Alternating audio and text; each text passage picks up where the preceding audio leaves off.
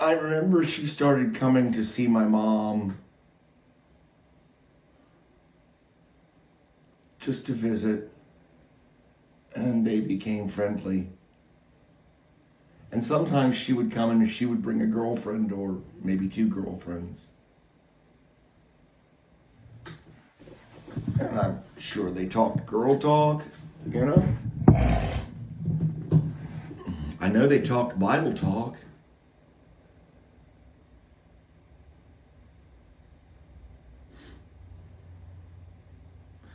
And as my mother began to decline from the Alzheimer's, still this woman came.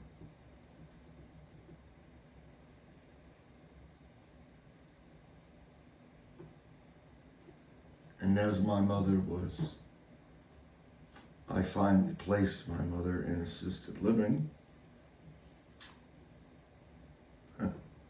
Today, as a matter of fact. How many years ago now was it? And today, on New Year's Day, a new beginning. It just happened that way, the timing and everything. Towards the end, the attempting to caregive in her own home became, increasingly difficult. So, this lady followed her there even, as my mother drifted further and further away from all of us. Still this woman came.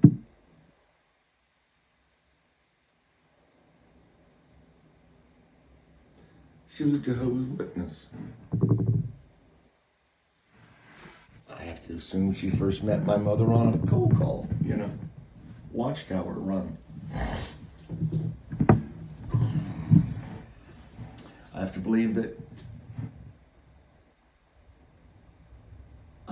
she loved my mother, this woman. I have to believe that they formed some sort of friendship. Because when she first started coming, Mom was there in the head. Mostly. As much as anybody can be there in the head.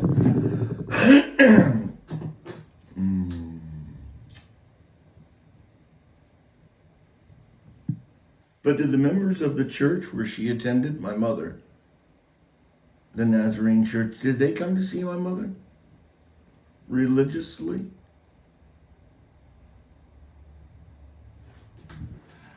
I can't say that that's true. And so with this vignette, the only thing that I can say is true is keep your eyes peeled for that diamond in the rough.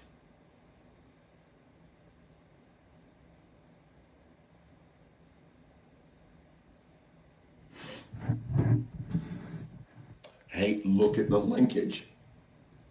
I should have done the other one first. Okay, we'll let it go though, because they'll catch up and they'll be able to palindrome it. They will. I have faith in my non-viewing listening audience. These are intelligent people. Why do you think they subscribed to my channel? Because they knew they had a case study. See, they're probably all shrinks in the making. And they're like, oh, we got a live one here. Okay, back to Mike. I'm back on air now. Yeah. Can I find my way home, though? That's the question. Yep. Damn, I should have said that story. Oh, okay, pretend I tell you this story first, and then you hear the one about whatever the hell that was I just said. Hope it didn't have to do with God. Oh, it did, and I said hell. No matter. It was a sweet story about my mom and the Jehovah's Witness and finding a diamond in the rough. Okay, now forget all that and then remember it after this story. All right, are we together? Okay.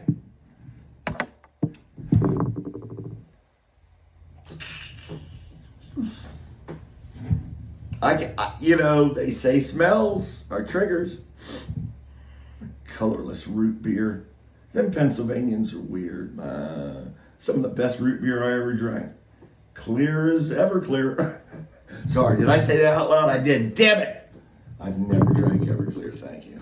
I did drink. I did down the better part of a 151. Yeah. Yes.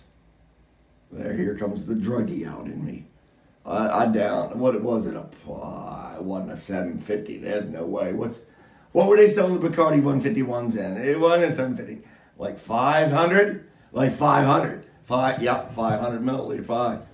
And I drank that whole thing in one session one night. And yeah, I was in the gutter a lot, waking up or something. Okay, so where was I? Okay, yeah. So forget all the first story and then this bit of self-sabotaging, subterfuging, and abasement. Okay, we're going to start here. Yeah, olfactory, senses, nose, you smell things. As a kid, man, in basements in Pennsylvania, when I'm up in that ice box, got a certain kind of smell down there. Not just any basement smell, it's got its own. Pennsylvania, coal country smell, I guess. Yeah, going down there, grabbing me a clear root beer, an Everclear root beer. Don't anybody take that. I'm going on record now. Everclear root beer. I'm registering that now. There. With me, because I will. I'll own part of your business. Everclear root beer. Oh, that's good. I'm gonna even make that the title. I'm gonna. Wait a minute. I need a minute. Because I write poorly. Everclear root beer. You know, are we not together great between God Daddy, my faithful subscribers, and yours truly? Do we not make, we do. If you're, well, we'd have to add the baby G's for 4 wheels. But then that would make the Holy Ghost a 5th wheel. We can't do that either. Okay, so let's just leave it at 3 or whatever I was at. So, okay. And I'd be standing there, and I would turn around, and I would see the coal. I would see the coal chute. And I would see the coal that has been coal chuted down the coal chute next to the furnace. And I would look at the coal, and the coal was beautiful. It was like, I don't know, because I'm an ass, and I'm gonna mess up this, because it was really getting sweet, and I know but I'm gonna do it. Apparently, it's like Hebrews and Jews. Not every coal is anthracite, but every anthracite is coal. Anyway, I had to add that because it was bothering me. So I'm looking at this coal. It may or may not be anthracite. I don't know. I'm 8. And it's like obsidian. Stone. Obsidian stone. They make the knives out of. The caveman, prehistoric guys, they made knives out of. Because you can shear it, and it shears to like really sharp edges. Really sharp edges. The edges are so sharp, you can see the light bouncing off of the edges. Okay? It's really easy to do when the rest of it is just absolute ebon black. Beautiful. Beautiful black. Shiny. Mirror black. And I thought, seems a shame to throw that in there and burn it. That's pretty.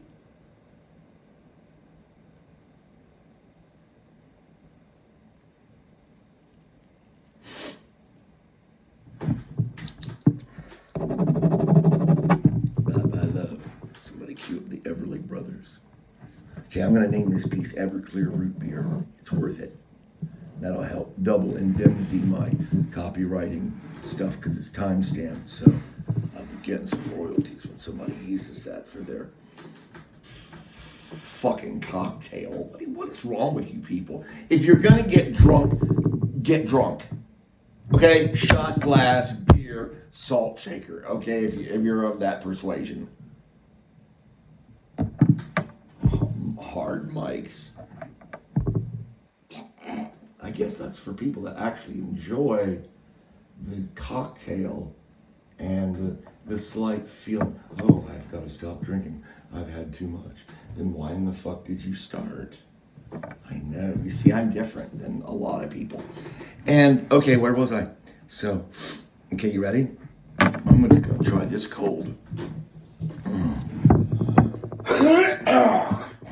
Because I'm 10 minutes in, and I'm not reshooting this Gangaroo now. We're just, 10 minutes is like that's when they score a baseball game. There ain't no rain delay. There ain't no, it's called, what is it, 7 innings? I think 7.5 innings. And that's where we're at, the stretch. Okay, I'm going to try.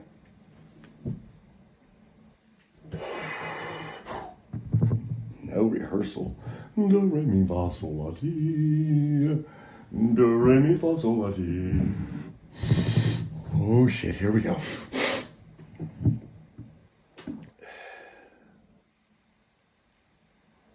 What is my master's bidding? Yeah. You can see him kneeling down there on the veve that lights up, kind of like neon and shit. It doesn't scroll, it just kind of lights up. I guess Lucas couldn't afford moving, scrolling LED. I don't know. So, I should try that again. That was my warm up. Okay, now I'm sitting back in the chair. Okay, let me try it again. Mr. Clock. Oh, it's a 3/4 or 2. Okay, so what can I stall with? Okay, we're going to talk about the widow's mite probably next. No, we are. So are you done? Oh shit, you're on the hour? How many hours is it? I gotta start this over. Damn it. No, you're staying. Y'all are still here. I know you're only 12 minutes in. Okay, here we go. So, the widow's mite. I've reminded myself with my crib notes. That's good.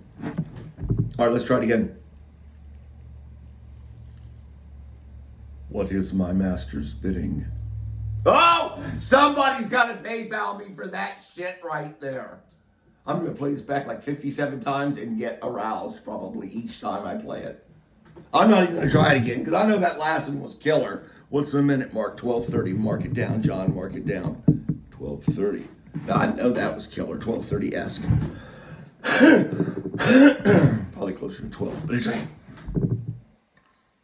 Yeah, so when, the widow, you've heard the story of the widow's mite, and the lady comes in and she got like barely 2 cents to rub together, and she puts it into the collection plate, and of course, the Pharisees, the evil bastard. Sorry, Father.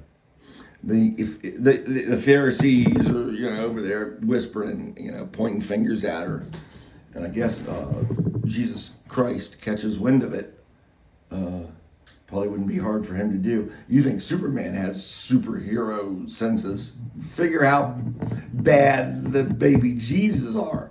He could be in Jerusalem, and you could be in, they wouldn't have called it Sydney then, because the Aborigines would still have their rightful property to themselves. But you could be at Uluru. That's like in the middle of Australia. And you could fart, and Jesus would know it, is what I'm saying. I guess when I say that. Yeah. Okay, so... Oh man, can I get back? Yeah, because widow's mite, dumb head. So Jesus comes over and he goes, yeah, well, and he does the red letter depending on whatever you're reading from. I don't know that there's a verily there, but he looks the cats in the eyes and he goes, I'm gonna tell you what, that old lady over there, she just put more money into that collection plate than all of you. I'm using it. Than all of you pricks combined. Yeah, see, it's like that. It's you give with your heart. You do not give with your wallet. That is merely a symptom of the size of your heart. You filled me with words. I am grateful. Can I go back to being me now? I want to get dirty again. I want to go bass. All right, I'll end there. Well, when am I going to use that one? I'll save that. Okay. All right. Chill, dude. You want one of my Xanaxes? I got plenty. I ain't giving you none of my aromatherapy because you can grow your own. You're God, remember? How long is it going to take you to grow a plant? All right? There you go. So, you remember the story of Abraham? It's one of my favorites. And God Daddy going at it, I guess, up on the hillside and then looking down. They may be sharing a bud. You don't know. They could be sharing a Budweiser, cracking a bud, saying, look, God's like, hey, you know what, Abraham? I've had it with those cities down there. I'm gonna lay me some waste to that. And of course, you know how the story goes. Okay? Abraham begins to work God. And the only thing, you got to remember this, the only thing Abraham has to work with, in my opinion, is his heart. Man, you are good. You keep me on track and you keep me looping it back. I intertwine around the vine, the Christ. I am the branch, and you keep me wrapping around it.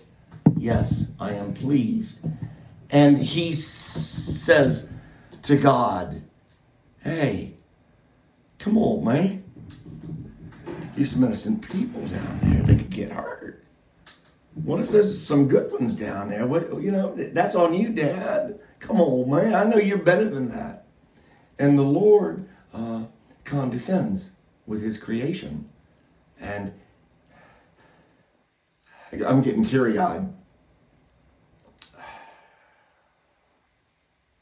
And the Lord condescends and begins to bargain with its own creation.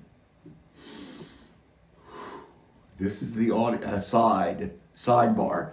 This is the audience the Lord gives you now because of the work of the Lamb. And so he begins to pluck at God's heartstrings, because that's all Abraham's got. That's all I've got. Maybe you have something else. That's all I've got.